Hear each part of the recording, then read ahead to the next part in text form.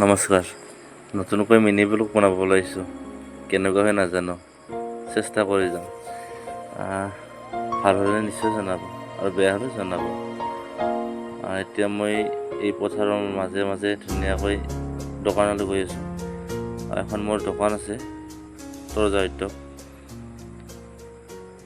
আৰু এই কিনে টেঙা ৰ'দ দিছে, ওলাব নোৱাৰে এই পুৱাই পুৱাই। আৰু এনেকৈ আহি মোৰ দোকানৰ চকটো পাই গ'লোঁ, আৰু চকটোৰ নাম গধূলিগাঁও মিলন বজাৰ।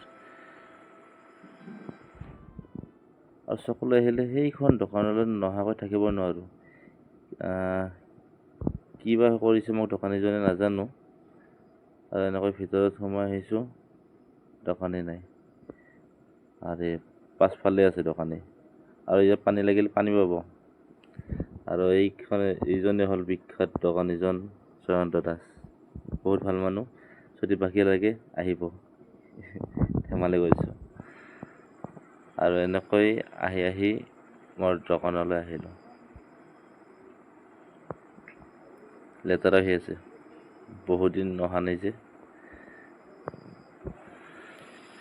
আৰু এইটো হ'ল মোৰ নাম্বাৰ, দীপিকা তৰজাহিত্য।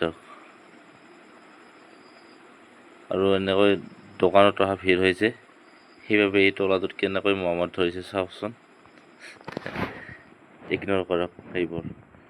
আৰু এনেকৈ কিছু সময় দোকানত থাকি কিনে এতিয়া আৰু ঘৰলৈ ৰাওনা হ'লোঁ।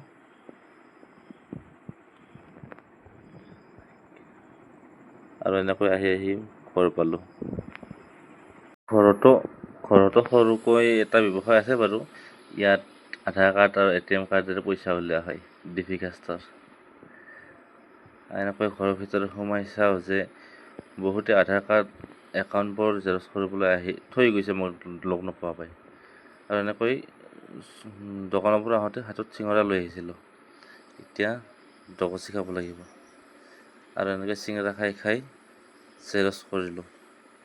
আৰু আজিৰ এই মিনি ব্লগটো ইমানতে সমাপ্ত কৰিলোঁ। ধন্যবাদ। কেনেকুৱা হয় জনাবচোন।